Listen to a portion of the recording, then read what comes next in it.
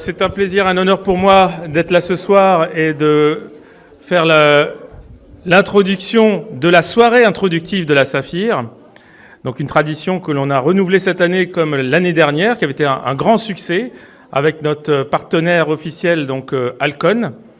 Donc c'est une mise en bouche avant les sessions de demain et après-demain de la Saphir pendant la SFO.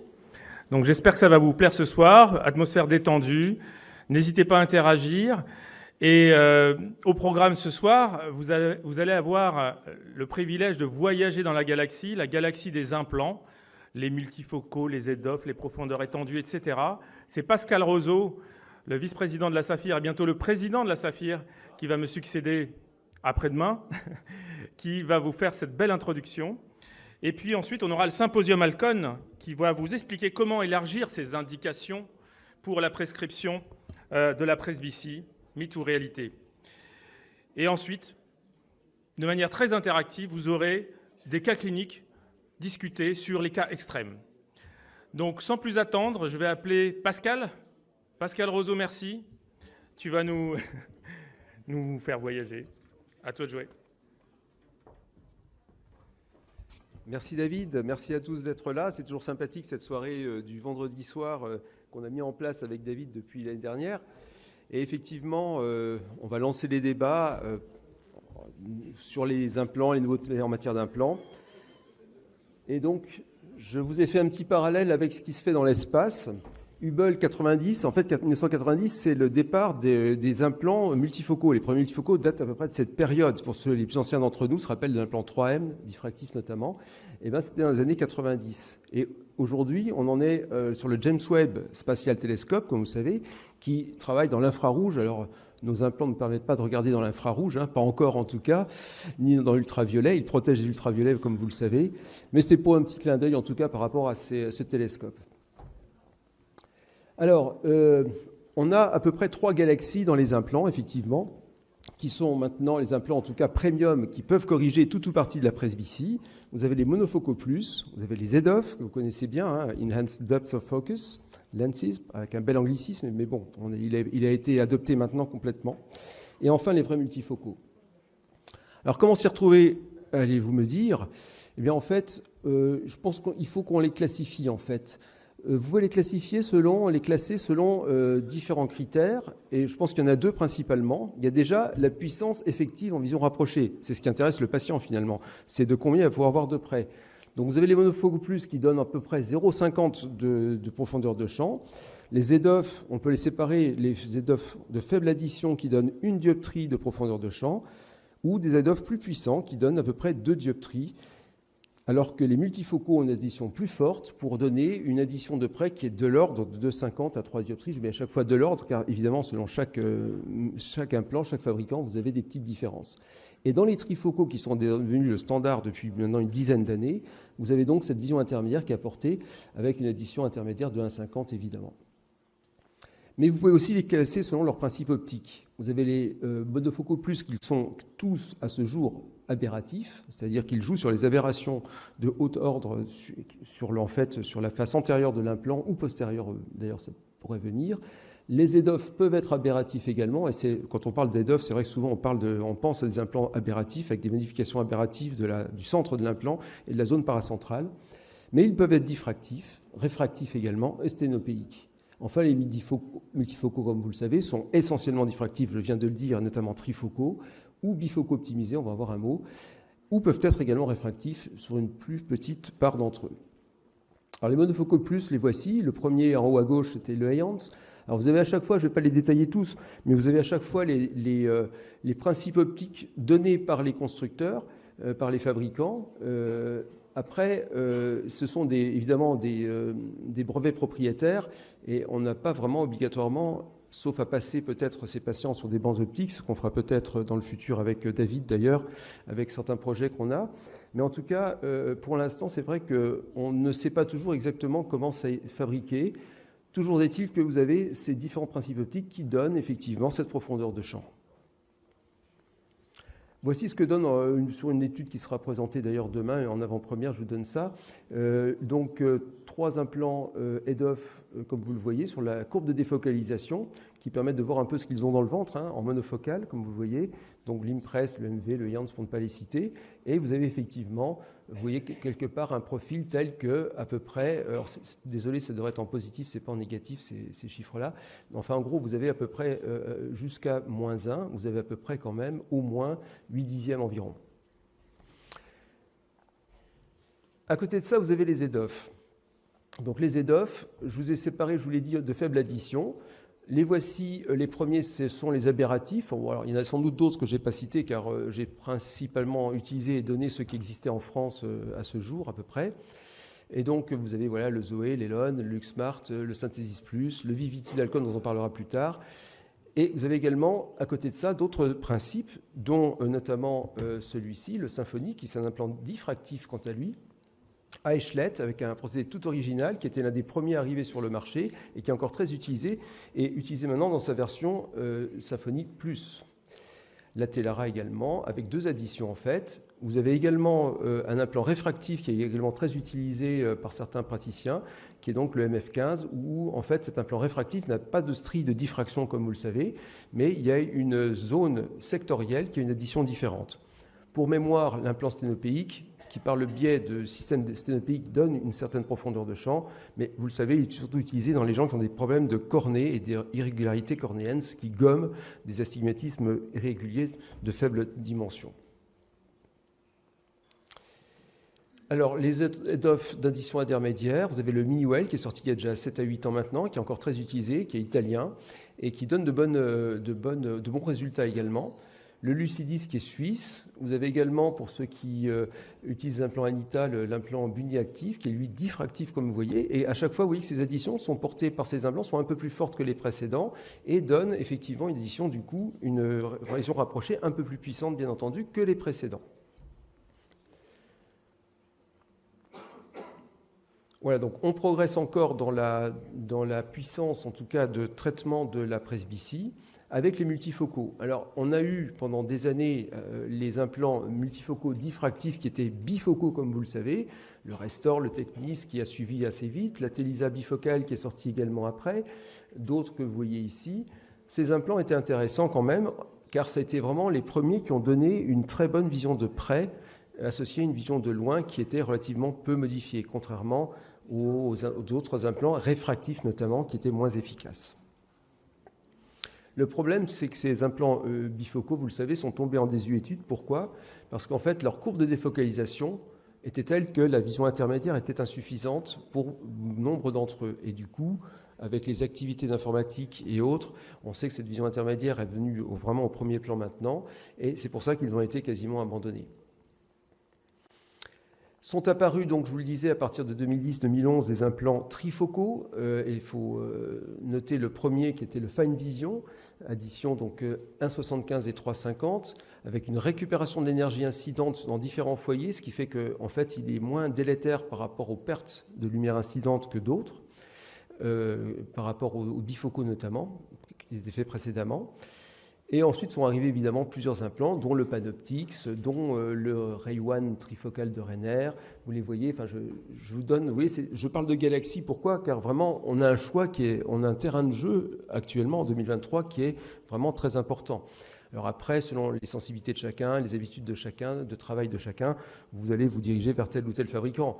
Quoi qu'il en soit, à mon avis, tous ces implants sont bons, il n'y a pas de mauvais implants. Il peut y avoir des mauvaises indications, mais ça on en parlera plus tard. Alors, je reviens, oui, par exemple, sur voilà, donc très rapidement sur ces trifocaux, avec leur originalité pour certains. Le Panoptix, c'est un quadrifocal trifocalisé, car un des foyers a été utilisé pour favoriser plus la vision éloignée, qui est très importante, comme vous savez, à considérer et à maintenir, bien entendu. Celui-ci, le géométrique de chez Oya, avec une option d'avoir sur l'œil dominant ou non dominant un œil qui aura une puissance en vision de près plus importante que l'autre. Donc vous voyez qu'il peut y avoir même des espèces de mix and match qui peuvent être faits au sein d'un même implant pour être encore plus polyvalent sur la vision loin, intermédiaire et près. Donc tout ça, ce sont des raffinements, ce sont les trifocaux de 2e, 3e génération qui arrivent et qui donnent encore plus d'efficience à vos patients. un peu dans le même style, il y a eu le Triumph, comme vous voyez, là c'était un petit peu différent. En fait, il y avait un œil qui avait plus de vision intermédiaire, l'autre plus de vision de près, comme vous le voyez également.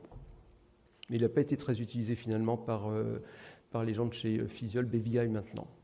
Alors également, ce que j'appelle les implants bifocaux optimisés. Alors celui du centre quand même se rapproche plus d'un vrai trifocal, car c'est la juxtaposition de deux optiques, l'EDOF diffractif avec les échelettes, donc on a vu tout à l'heure, le Symfony, et le Tecnis multifocal, donc le bifocal initial. Voilà, donc, et ça donne également un implant qui est très performant, et notamment en vision relative mésopique. Vous savez que ces implants-là peuvent être un peu délétères en vision mésopique, et maintenant ce n'est pas le cas pour cet implant. Et vous avez le Liberty également, où en fait un des foyers, on va dire, en gros, a été étiré pour donner une vision intermédiaire supplémentaire. C'est pas vraiment un vrai trifocal, mais enfin ça donne un comportement d'implant trifocal, comme vous le voyez. Vous avez également l'implant Symbiose de Cristallin, laboratoire français comme vous savez, où là en fait c'est un bifocal asymétrique également qui peut être intéressant. D'autres optiques arrivent, on verra ce qu'ils vont donner. Donc là, ça va être le James Webb télescope qui va les explorer, on verra bien.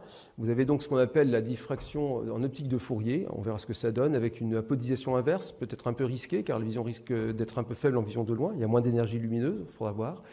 La diffraction sinusoïdale arrive également, donnerait moins d'effets délétères de type halo, car vous savez qu'il y a quand même des halos qui existent toujours, bien sûr, avec les diffractifs, même s'ils sont moins gênants qu'avant, car les optiques ont été mieux travaillées. Néanmoins, on verra ce que ça donne, ces nouvelles optiques-là également.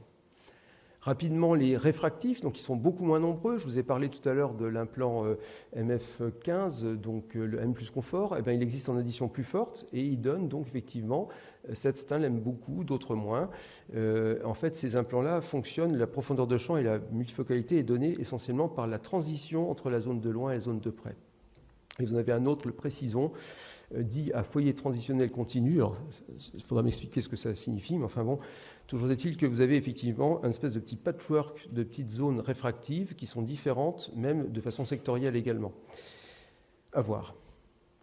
Alors, pour finir, les indications, en gros, quand on veut qu'un patient porte moins de lunettes pour la vision de près, vous pouvez bien sûr utiliser des monofocaux plus, mais dans ce cas-là, bien entendu, il faut faire une monovision. Est-ce que ces implants sont valables pour tous les patients ? L'avenir le dira, c'est la question qui n'est pas encore résolue. Ce sont de bonnes indications dans les post-chirurgie réfractive. Pourquoi ? Parce que vous avez comme cette petite profondeur de champ que si vous êtes à plus 0,50, moins 0,50, vous pouvez effectivement jouer sur cette profondeur de champ pour optimiser la vision éloignée. Si donc on veut faire une moindre dépendance lunettes vers de près, vous faites ce qu'on appelle une monovision avancée. Vous le voyez là. En fait, ce qui se passe, c'est qu'en faisant de la monovision standard, vous avez ici un pic qui est relativement étroit, mais quand vous le faites avec des implants monofocaux plus, vous avez, regardez ce que vous gagnez la 110e, vous gagnez 2 dixièmes sur la vision intermédiaire, la vision rapprochée, enfin presque rapprochée à moins 2, et vous voyez que c'est quand même très efficace. Donc c'est beaucoup plus efficace de faire une monovision avec des implants monofocaux plus qu'avec des implants standards. Donc maintenant, comprenez bien qu'il n'y a plus cette dualité qu'il y avait, je me rappelle des débats passionnés qu'il y avait entre Laurent Laroche et moi. Et moi, j'étais pour les multifocaux, lui était pour la monovision. En fait, maintenant, ça n'a plus valeur du tout, ça. Parce que vous avez vraiment, il faut faire tout ce que vous voulez. On va continuer, vous allez voir. Dans les EDOF, c'est pareil. Voici à quoi ressemble des courbes de focalisation d'EDOF.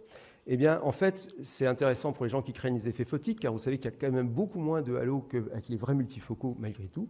Moins d'effets photiques, et cette fois-là, vous allez faire des mini-monovisions. Vous allez mettre un œil à peu près à moins 0,75, moins 1, et vous aurez une moindre dépendance lunette également, qui peut être intéressante, et qui peut être intéressante dans les cas de contre-indication aux vrais multifocaux. L'intérêt également pour ces EDOF de faire de la mini-monovision, c'est quoi ? C'est ça.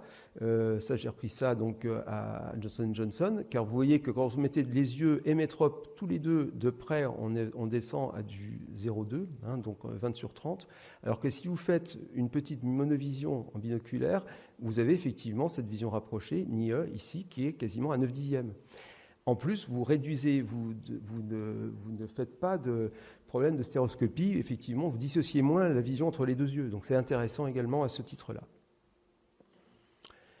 Alors, quant aux multifocaux, alors trifocaux, bifocaux optimisés, ça se réserve quand même aux patients sans aucune pathologie oculaire et ou générale importante. Ça reste vrai, il faut quand même le dire, même si dans les autres implants, on peut commencer à regarder peut-être certaines choses. On en parlera tout au long de ces 2 jours.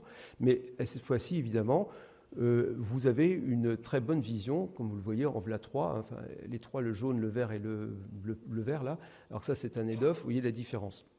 Mais vous pouvez faire quand même des mix and match avec différents, et vous pouvez très bien panacher les implants, ça ne pose aucun problème, et parfois même ça donne une meilleure sensation. Très rapidement pour finir, s'il n'est pas trop tard, quels éléments de littérature? J'ai repris un peu les documents récents. Vous voyez qu'en 2019, les trifocaux TIOLS ont une meilleure vision intermédiaire que les bifocaux. Ça a été prouvé. J'ai pris que des études randomisées contrôlées, bien entendu. Hein.